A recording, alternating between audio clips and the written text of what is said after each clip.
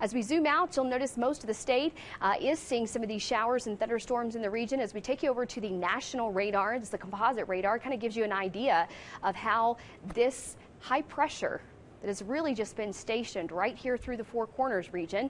Winds flow clockwise around an area of high pressure, and those winds stay very light, and so that's why we get a lot of that pivoting back towards our state. So it picks up that moisture from the south, and then it throws it back our direction. Let's take you to our temperatures right now, because that same high pressure is leading to 108 degrees in Phoenix, 103 in Las Vegas, 91 in Albuquerque, New Mexico, and that high pressure is going to be the primary component, kind of keeping us under these daily thunderstorm chances for Friday, for Saturday. It's just going to keep our afternoons fairly active. Not a washout. Make sure you get up, get after it in the morning, kind of utilize those daytime hours into about 2 o'clock before those storms start to fire up, because this is really just going to be a rinse and repeat pattern for us over the next several consecutive days. Lightning, gusty outflow winds, and heavy ponding on the roads. That's our primary concern this evening.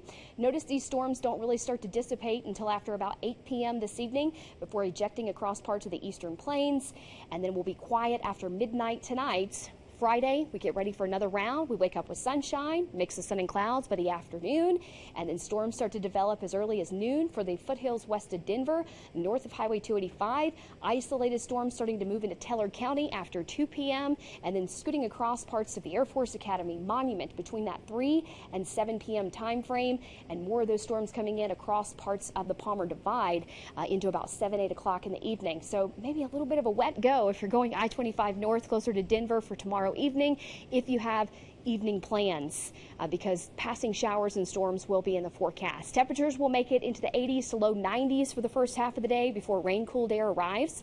94 in Canyon City, 83 in the Wet Mountain Valley, near 100 degrees from Pueblo into the eastern plains. So it is going to be a toasty end to the work week. I know what you're thinking. It's July. I know. It gets hot, but you know, it doesn't make it more tolerable. My goodness. 70s and 80s for the next few days in Woodland Park. Pueblo, 99 degrees and steady highs in the upper 90s to low 100s into the weekend.